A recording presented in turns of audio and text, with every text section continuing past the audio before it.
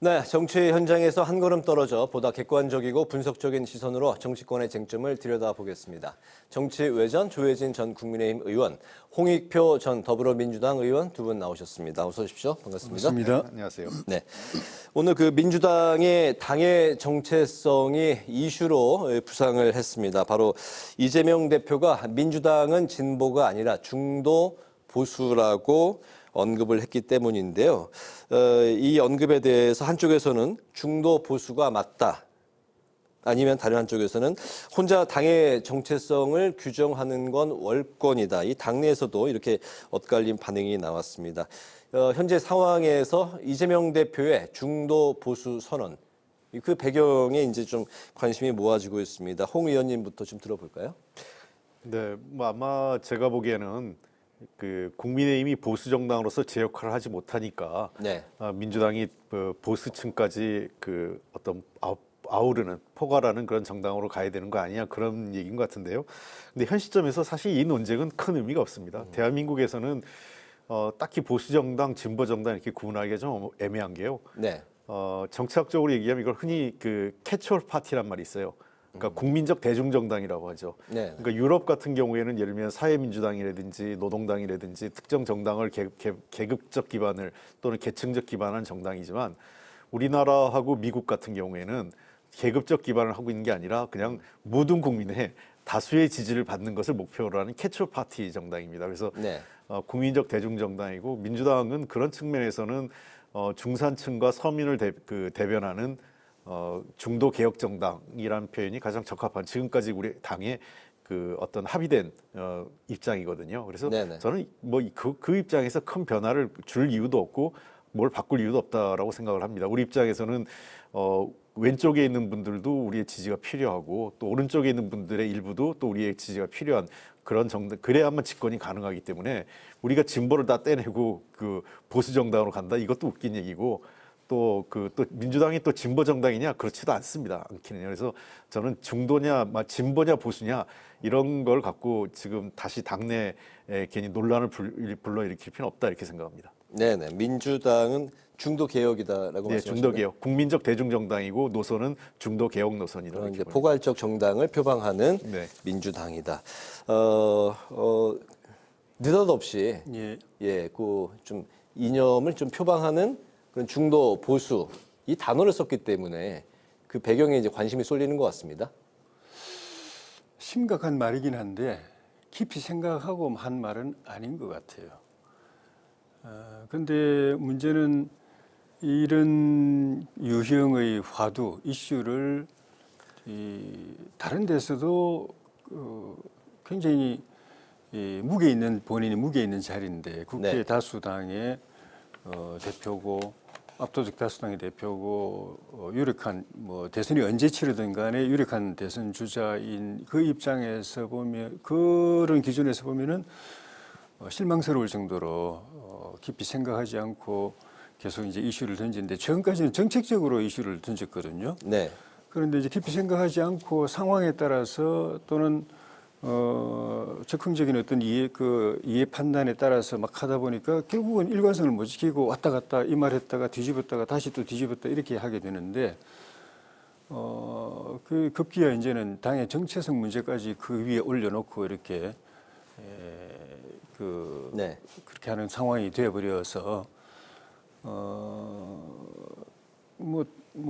다른 당의 대표의 일이니까 제가 뭐라고 할 건 아닐지 모르겠지만은 앞부분 말씀드린 것처럼 자리가 자리인 만큼 우리 국민의힘 지지자들은 의식하지 않더라도 민주당 지지자들을 생각해서라도 좀 깊이 좀 생각하고 신중하게 했으면 좋겠다 싶은 게 당장 민주당 안에서 갈라지잖아요. 박지원 전 비대위원장 같은 경우는 실언이라고 그러고 사과하라고 그러고 또 진성준 정책의장은 보수 맞다고 네. 이제 두둔하고 나는데 그 부분이 좀 이해가 안 되는 게 사실은 이 대표가 전략적 측면에서 약간 우클릭을 하려고 하면 이제 발목을 잡고 당의 정체성이 그게 아니고 이 진보의 가치에서 어긋난고 이렇게 땡겼던 사람이 진성준 정책의장인데 네. 지금은 거꾸로 보수 맞다고 이야기하니까 하여튼 이 민주당 안에서도 지금 굉장히 혼란스러운 상황인 것 같아요. 네네. 이재명 대표가 또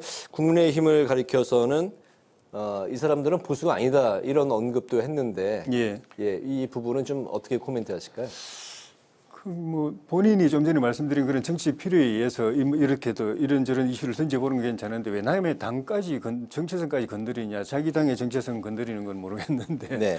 그런 생각이 들면서 그럼 우리 당이 만약에 민주당 보고 민주당은 진보가 아니고 뭐 그 진보를 제대로 대변하지 못하고 있으니까 우리가 진보하고 중도까지도 우리가 다 대변하겠다고 말하면 네.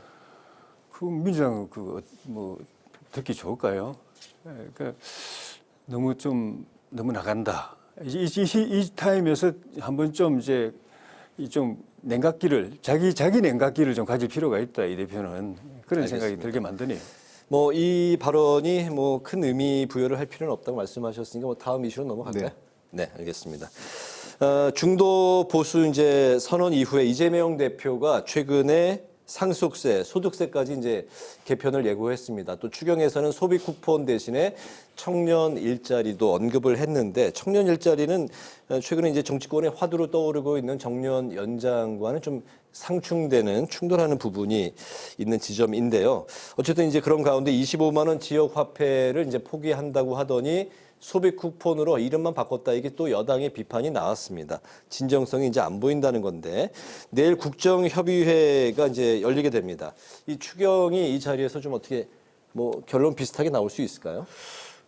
글쎄요, 뭐 여야가 지금 필요성에는 공감하고 있기 때문에 좀 합의가 됐으면 좋겠다. 그리고 그 이재명 대표 얘기는 그런 것 같아요. 그러니까 저 국민지원금, 그러니까 그 소비 쿠폰이죠. 25만 원 이 이슈는 여야 협의 과정에서 그 내려놓을 수 있는데 일단은 그 아직 협상이 진행이 안 됐기 때문에 원안에는 넣었다. 이게 지금 그 민주당 정책의 설명이거든요. 그러니까 뭐 이걸 그 굳이 이게 안 되면 관철이 안 되면 뭐 추경을 안 하겠다 이런 입장은 아니기 때문에 저는 이 부분은 뭐 제가 보기엔 이미 이재명 대표가 내려놓을 수 있다고 얘기했기 때문에 크게 걸림돌이 되지는 않을 거라고 생각을 합니다. 그래서 저는 추경의 규모는 그 더 중요한 건 이제 속도죠. 빨리 좀 해야 될 것 같고 제가 보기에 지금 우리나라 대한민국 경제와 관련돼서 제일 제대로 일하고 있는 분은 이창용 한은 총재인 것 같아요. 네, 이창용 한은 총재도 지금 15조에서 20조 정도는 해야 되지 않느냐라는 얘기를 하셨기 때문에 그리고 빨리 해야 된다. 속도가 중요하다. 전적으로 저는 이창용 총재 생각이 동의합니다. 그래서 지금은 뭐 여야가 자기의 정책을 꼭 관철시켜서 이거 아니면 안 돼 이런 입장보다는 큰 틀에서 공감대가 있는 부분부터 먼저 시급하게 하고 그래서 그게 10조든 15조든 20조든 어떤 규모에서 하고 추가적 대응, 2차 추경 대응을 열어놓고 갈 필요가 있지 않을까 생각을 합니다. 네, 민주당은 한 30조 원의 추경. 방금 말씀하신 이창용 한은 이제 총재는 15조에서 20조의 추경. 그 여당도 추경 편성에는 좀 공감대는 있는 것 같아요. 예. 여당도 그렇고 정부도 그렇고 그렇게 생각하죠. 네. 그동안에 통계상으로는 수치상으로 경기는 회복세였는데 실제로 민생 경제 또 실물 경기는 안 움직이고 더 나빠지고 또 서민 생활이 더 나빠지고 있다는 것은 도처에서 느끼고 있는 거기 때문에 우리가 생각했던 것하고 틀리다. 이대로 가서는 좀 굉장히 문제가 있을 수가 있겠다. 지금 추경을 투입해가지고 살려내야 된다는 데 대한 공감대들이 다 있어서 그렇게만 하면은 합의 안 될 게 없을 것 같은데 이것도 어차피 결과적으로 빚을 내서 해야 될 가능성이 많은데 그 빚까지 내 가지고 하면서 뭐 기왕 하는 김에 이어 가지고 좀 장사 좀 해보자 이래 가지고 정치적으로 또는 정략적으로 아니면 조기 대선이 있을 경우를 대비해서 표를 끌어온데 내가 좀 써보겠다 이 계산이 들어가게 되면은 이건 도의적으로 또 맞지 않고 또 실제로 그런 효과도 별로 없을 거고 이미 여러 번 이런 그 지원금 경험은 국민들이 많이 해봐가지고 받을 때만 좋지 그게 돈이 풀리니까 결국 물가 올라가가지고 지금 물가가 엄청 서민들을 괴롭히는 요인이거든요. 정말 물가 때문에 서민들이 돈 있는 사람들이야 뭐 조금 올라도 뭐 큰 상관없지만 서민들은 정말 힘들어요. 현장에서 보면은 그게 다 여러 가지 요인이 있지만 돈 막 풀면은 다른 요인이 없어도 물가는 올라가게 돼 있거든요. 그래서 그때부터 우리 당에서는 그냥 진짜 필요한가 뭐 코로나 때는 이럴 때 진짜 필요할 때는 하지만은 선심용으로 돈 뭐 저기 세금이 많이 그쳐서니까 하고 막 뿌리면은 나중에 그 몇 배로 서민들을 괴롭히는 일이 될 거다. 그 자제해야 된다고 했는데 결국 그래 가더니 지금 이렇게 돼 버렸거든요. 그래서 진짜 이 대표가 늘 강조하는 실용 실사구시 측면에서 바닥 경기 살려내고 민생 경제 온기 대필 수 있는 그런 효과를 과학적으로 실증적으로 검증해가지고 거기에만 딱 투입을 하고 정치 계산을 빼고 그렇게 하면 저는 합의 어렵지 않다고 봅니다. 네네, 알겠습니다.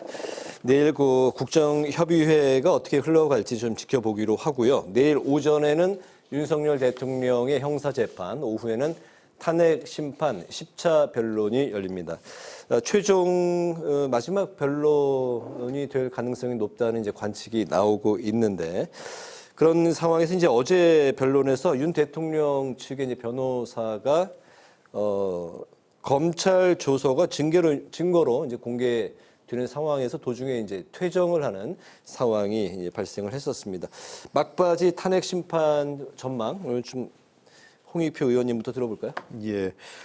글쎄요, 뭐 결론은 어떻게 될지 모르겠습니다만 변호인단이 이제 와서 네. 이제 마무리되는 시점 아닙니까? 그 10차 기일이 끝나고 나면 제가 보기엔 아마 추가로 있을 게 한 번 또는 두 번 정도 있을 것 같아요. 왜냐하면 양측 변론단, 그러니까 국회 소추단과 대통령 측 변호인단이 최후 진술 할 거고 대통령의 그러니까 피의자 직접 그 최후 진술이 있을지 없을지 모르겠어요. 그게 만약 있다면 한 번 더 해서 한 두 번, 네. 아니면 한 번 정도는 더 있을 것 같은데 거의 막바지 왔는데 이제 와서 변호인단이 그 퇴진하거나 이렇게 하면서 그 최종적인 어떤 이 마지막을 그 깔끔하게 그 마무리하지 못하게 하는 것은 바람직하지 않다라고 생각을 하고 단순하게 지금 이 변호인단의 지금 역할은 자존심 싸움이나 그런 걸 넘어서서 헌법적 절차를 갖고 국민들과 함께 이 헌법적 절차를 지키는 과정이기 때문에 본인들도 하나의 헌법 질서를 지키는 과정이라고 좀 이해했으면 좋겠습니다.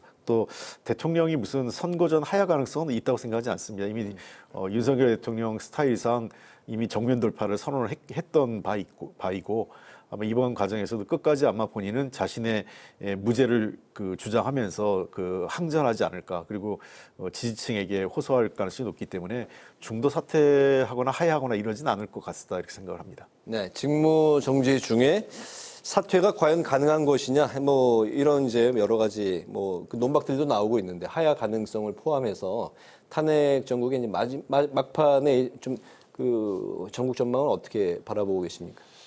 뭐 현재가 그런 의사도 없지만은 그 설령 한다고 해도 대통령 측의 의사를 받아들여 가지고 좀 이제 변론권을 더 보장하고 심리를 좀 더 하고 네. 왜냐하면 그 동안에 주요 증인들 이 판단의 핵심 근거가 될 수 있는 주요 증인들의 증언이 막 엉켜 있는 상황인데 이대로 그냥 결정 내려버린다는 거는 통상적으로 그 심리나 재판의 상식으로 볼 때도 안 맞거든요. 네.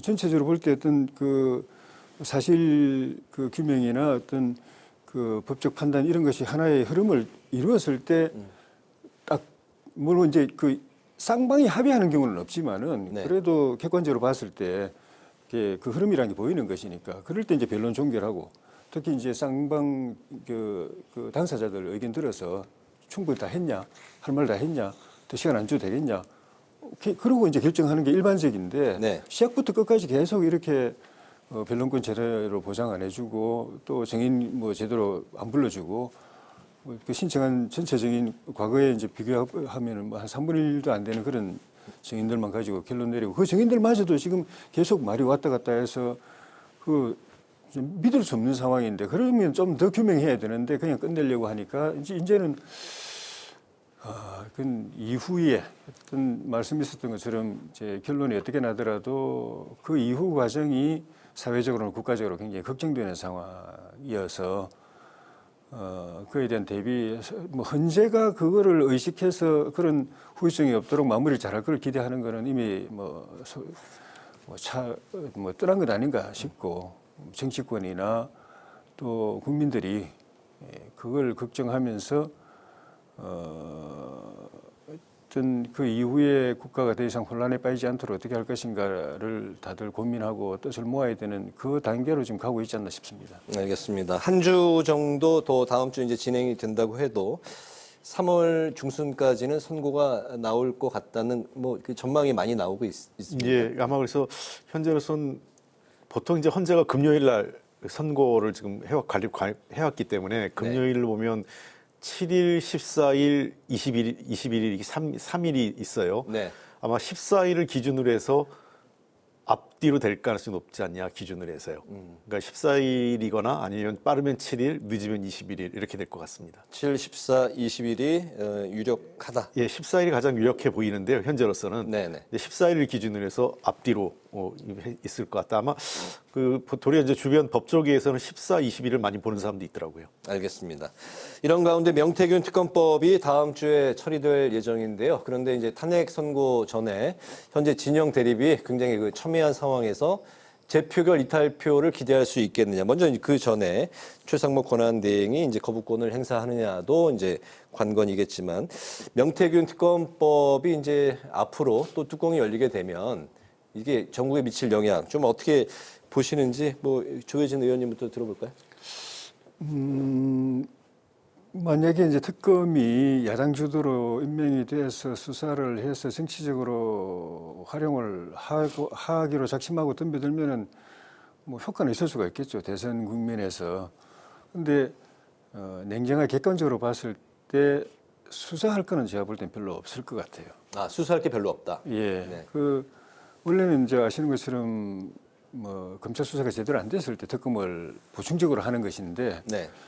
지금 검찰은 뭐 심하게 말해서 대통령과 그 주변을 그냥 사냥하듯이 그냥 무슨 사냥감으로 생각하고 전리품을 획득하기 급급하다고 할 정도로 뭐 총장부터 해가지고 뭐 수뇌부부터 다 일선 검사들까지 그렇게 덤벼들고 있는 그게 오히려 걱정을 하는 상황이지 네.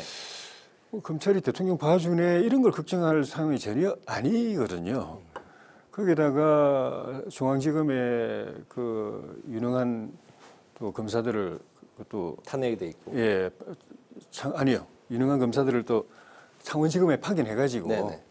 상당 기간 동안에 다 훑었잖아요. 그래서 범죄가 될 만한 거, 뭐, 그 언론에 보도되고 일방적으로 주장하고 의혹이 막 제기되고 해도 거의 다 범죄는 아니니까 범죄는 딱 법적인 기준에 따라서 처벌할 수 있는 거, 법원에 기소를 했을 때 유죄 받을 수 있는 것만 범죄를 하는 거지 그냥 뭐 아무거나 막 그냥 그 기소하는 건 아니기 때문에 그건 다 훑은 거 아닌가 싶어요.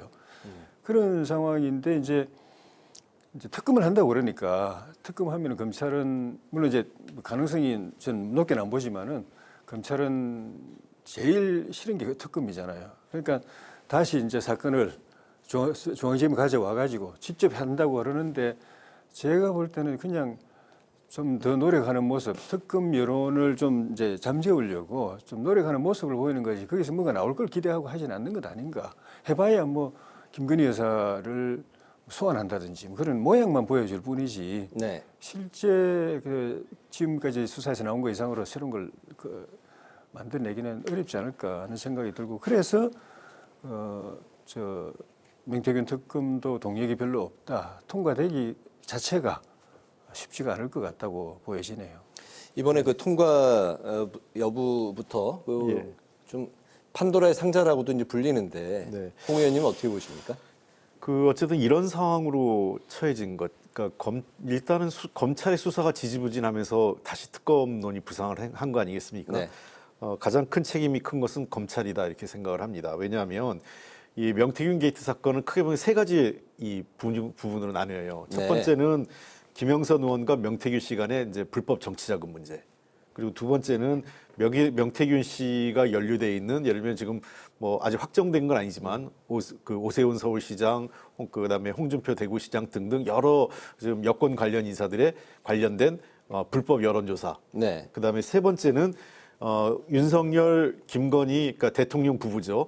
이 대통령 부부가 국민의힘 공천에 불법으로 개입을 했느냐, 불법 공천 개입 여부 이 세 가지 건인데 네. 지금 창원지검에서 기껏 수사를 한 거는 첫 번째 김영선 의원과 명태균 씨 간에 정치자금 수수 불법으로 있었다. 이거 하나 외에는 나머지 두 개는 손도 못 댄 겁니다. 이번 그 중간 발표 내용에 아무것도 내용이 없는 맹탕인 거였죠. 그래서 결국은 이제 창원지검에서 여러저런 이유로 해서 서울중앙지검으로 이전을 하는데 이제 그 기존의 창원지검에 파견됐던 검사들이 서울중앙지검에서 계속 수사를 해서 그 관할 이전에 따른 그 공백을 최소화하겠다라고 얘기는 하지만 어차피 좀 시간이 지연될 거예요. 이런저런 이유로요. 네. 그래서 이번에 특검 논란을 그러니까 야당이 다시 특검 카드를 빼낼 수밖에 없게 한 거는 검찰의 수사 부진이 1차적 요인인데요. 앞으로 전개 과정을 보면 제가 보기에는 아마 여당은 강력하게 반대를 할 것 같아요. 네.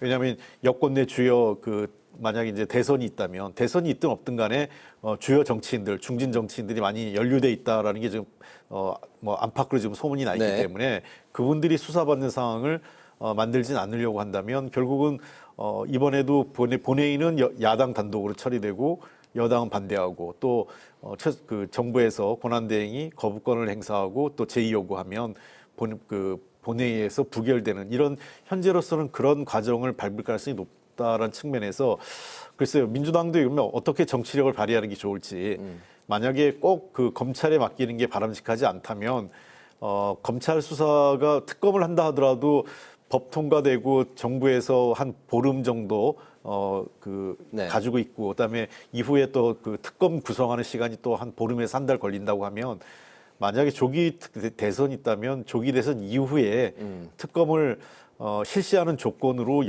여야가 합의를 해보는 것도 하나의 타협점은 될 수 있지 않을까. 만약 그렇다면 여당 입장에서는 조금은 수용할 수 있을 여지가 있지 않을까 생각은 됩니다. 네, 지난주에도 이제 그렇게 말씀을 하셨는데 명태균 특검법은 이제 조기 대선 열렸을 시에 이후로 본격 수사에 착수하는 걸로 여야 합의가 좀 접점을 찾을 수 있지 않을까 말씀하셨습니다. 오늘 이렇게 마지막 이슈는 그 한동훈 국민의힘 전 대표 이야기인데 오늘부터 이제 최근에 관심을 모았던 그 책이 오늘부터 예약 판매를 이제 시작을 했습니다. 이 시기에 등판하는 건 당연히 이제 조기 대선을 염두에 두고 하는 이제 그런 모습일 텐데 조기 대선 전국에 좀 어떻게 작용할 걸로 보시는지 조 의원님부터. 이제 열릴지 말지는 조기 대선이 될지 말지는 뭐 관계없고 될 경우에 네. 출마를 하면은 어쨌든 당으로서는 순기능적으로 작용하지 않을까. 근데 중진 의원들에서는 비판의 목소리가 많이 나오고 있네요. 대선이 판이 벌어지면 서로 다 경쟁자고 경쟁 그룹이고 되기 때문에 꼭 뭐 한동훈 대표가 아니라도 다른 분들끼리도 지금도 벌써 이제 그런 그 홍준표 대표, 세우시안 같은 분은 정말 이제 절친은 친구는 아니지만은 긴밀한 관계인 김문수 대표도 이제 저격 시작하잖아요. 네. 김문수 저 장관도 저격 시작하는 게 그런 게 선거이기 때문에 뭐 그건 자연스러운 거고. 한 대표 입장에서는 어쨌든 탄핵 국민이든 뭐 조기 대선이 벌어지든 국가적으로 정말 큰 이슈고 여기에 정치인이 또 지도자를 지향하는 정치인이 그냥 지나간다는 것은 사실 뭐 자연스럽지 않죠. 거기다가 본인은 정치를 이제 길게 내다보고 한다고 생각을 하면은 지금이 굉장히 어려운 시기고 중요한 시기일 수도 있거든요. 왜냐하면 이 탄핵 과정에서 우리 지지자들, 어쨌든 우리 지지자들 안에서 본인이 성장해 나가야 되는데 우리 지지자들로부터 배신자 프레임이 이제 씌워지고 있는 상황이어서 이 국면에서 이걸 풀어내지 못하면은 이게 오래 가잖아요. 한번 프레임이 씌워지면 그게 그 족쇄가 돼가지고 벗어나는데도 오래 걸리고 평생 못 벗어나는 경우도 있고 하기 때문에 이 시점에서 본인이 그거를 정면 돌파라고 해야 될지 정면 승부라고 해야 될지 어쨌든 간에 바로 안고서 회피하면 그 완전히 이제 고착이 돼버리니까 결과가 어떻게 되든 뭐 지지자들이 어떻게 받아들이든 간에 본인이 그 명분이 있었고 또 그렇게 했어야만 한다고 하면 그걸 가지고 이야기를 해야죠. 네. 국민이 먼저입니다. 이렇게 이제 책 제목을 이제 출간을 했습니다. 홍 의원님이 현재 바라보시는 한동훈 전 대표의 등판은? 네. 저도 굉장히 관심 있게 보고 있습니다. 저도 관심 있는 정치인이고요. 네. 한동훈 대표에 대해서 저는 과거보다 이번 비상경을 거치면서 호감도가 좀 높아졌어요, 개인적으로는. 네. 그전에는 사실 이제 검찰 출신의 뭐 윤석열 대통령의 아바타 이런 평가가 있으면서 저도 좀 부정적이었는데 네. 사실 이번 비상계엄에 대해서 반대 여당 대표로서 반대하고 투표도 했잖아요. 그 국회 네. 투표 참여에도 적극적으로 했고 그다음에 탄핵 찬성도 사실 한동훈 대표 측의 협조가 없었으면 어려웠을 거예요. 저는 비상계엄 당시에 여당 대표가 반대 의사를 공개적으로 밝히면서 아마 군수뇌부나 그때 계엄군에 있었던 군수뇌부나 또 경찰 쪽의 수뇌부들이 많이 흔들렸을 거로 생각합니다. 그런 측면에서 한동훈 대표에는 자산은 있어요. 정치적 자산은 네. 비상계엄에 반대했다. 그다음에 탄핵에 찬성했다. 이게 이제 자산이죠. 근데 부채도 있습니다. 부채라는 것은 어쨌든 검찰 출신 그리고 그것도 윤석열 대통령의 힘에 의해서 승승장구했던 네. 그 이제 엘리트 검사였고요. 그런데 이제 그 이번 비상경을 거치면서 이제 배신자라 프레임에 또 걸려 들어왔기 때문에 여권 내 지지층들이 한동훈 대표를 어떻게 평가할 건지. 그러니까 만약에 조기 대선이 벌어졌을 때 윤석열 대통령에 대한 평가, 그다음에 그 대선 국면에서 비상계엄과 탄핵에 대한 그 국민의힘의 전략적 판단이 어디로 갈지에 따라서 예를 들면 윤석열 대통령을 껴안고 탄핵을 옹호하면서 반대하고 비상계엄을 옹호하면서 갈 때에는 한동훈 대표의 미래는 없죠. 네. 저는 그런 측면에서 한동훈 대표의 미래는 국민의힘이 전략적 판단을 어떻게 하냐에 따라서 달려 있다고 생각을 하고 다만 자신의 이번 비상계엄 과정에 정치적 자산이 있기 때문에 뭐 이번에 혹시 잘 안 되더라도 앞으로 정치적 미래는 여전히 가능성을 갖고 있는 정치인 중에 한 명이 아닐까라는 측면에서 비교적 관심을 갖고 보고 있습니다. 네, 알겠습니다. 한동훈 대표의 이제 포지션은 책 내용에도 담겨 있겠죠? 알겠습니다. 오늘 정치회전 이제 마치도록 하겠습니다. 지금까지 조혜진 전 국민의힘 의원, 홍익표 전 더불어민주당 의원 두 분과 함께했습니다. 오늘도 말씀 잘 들었습니다. 감사합니다. 고맙습니다. 고맙습니다.